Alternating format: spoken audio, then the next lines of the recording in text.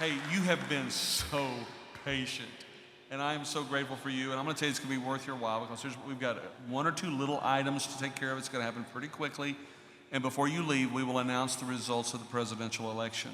So for everybody that's out there eating someplace, taking your spot, warming in your seat, they won't know what you know, so that's cool, all right? People do text a lot, so we'll see how this goes. First of all, the chair wants to recognize Amy Whitfield, who's coming to make a nomination for registration secretary. All right, I know you guys want to hear from Don, but if you'll give me a few minutes, I would like to honor him. Good evening, my name is Amy Whitfield. I'm a messenger from the Summit Church in Raleigh-Durham, North Carolina. It is an absolute joy to be up here tonight because I get to talk about someone I have worked with for over the last 5 years who has become a friend.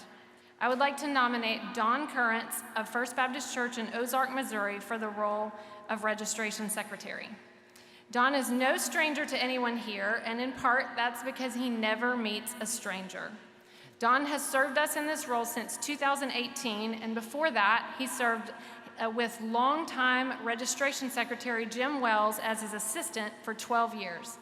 He is a friendly face to everyone and is deeply committed to his local church. He has served as administrative pastor at First Baptist Church in Ozark for 29 years, a church that this year gave 7% of its undesignated receipts through the cooperative program. In 2017, when Jim Wells was unable to attend because of illness, Don stepped in and did not miss a beat. And of course he knew what to do because he had been humbly and quietly serving as the chief registration assistant for all those years. Well, that year, Don was one of 6 individuals nominated to take up the mantle from Jim. I was serving that year as an assistant parliamentarian, and I was sent to help oversee the ballot vote because Don couldn't do that for a vote in which he was one of the candidates.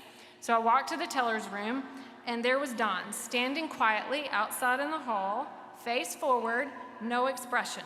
He was totally committed to respecting the process. I had not met him before that year, so that was my very first impression of him. I walked into that room and found a team of tellers, many of whom would have just met him that week, but who clearly respected and loved him. Yeah. Even as they surely hoped his leadership would continue, they were just as committed to following the process and counting those votes with integrity as he was, because he had taught them well, just as he does every year. They worked hard, counting each vote by hand, and when the counting teams brought their numbers forward to his assistant and the ballots were tabulated, they had a runoff, so we did it all again. Don standing quietly in the hall. And when that runoff was over, I got to see that neutral expression finally turn into a smile.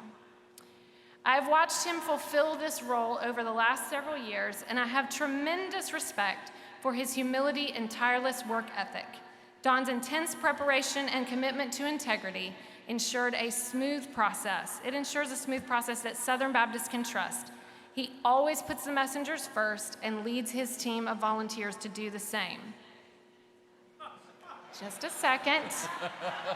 There's only one candidate. Right? He serves...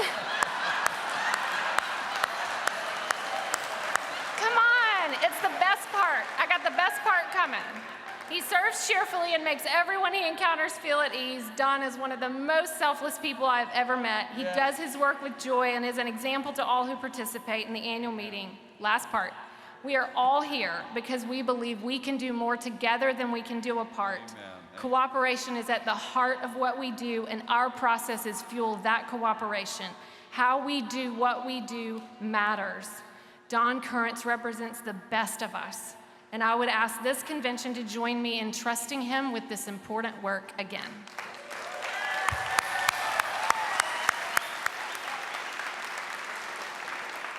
Are there any other nominations? There are none. There are none.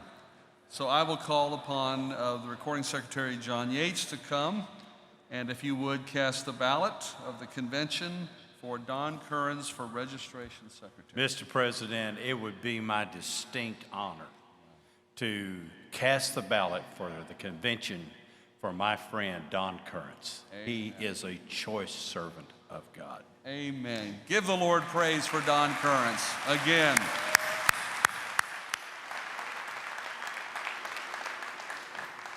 So, Don, why don't you come and give us the results of the presidential runoff? Before you take care of this first. That was in first. Okay. I'm getting the results for the recording secretary, because that was done first. At the time of that ballot, we had 8,095 messengers registered, with 5,315 messengers casting ballots for the office of recording secretary. David Roach received 741 votes, representing 13.94%. Nathan Finn received 2,727 votes, representing 51.31%. That was 51.31%. Javier Chavez received 1,836 votes, representing 34.54% of the votes.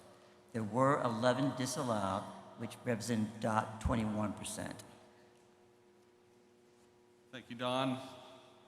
Then for the record, 5,315 messengers cast ballots for recording secretary.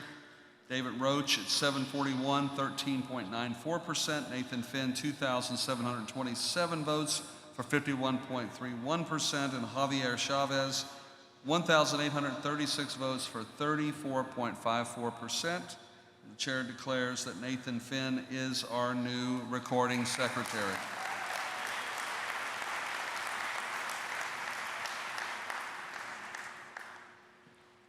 Now I'm getting the results for the runoff for the office of the president. At the time of that ballot, again, it was 8,098 messengers registered, with 5,587 messengers casting their ballots in the presidential runoff.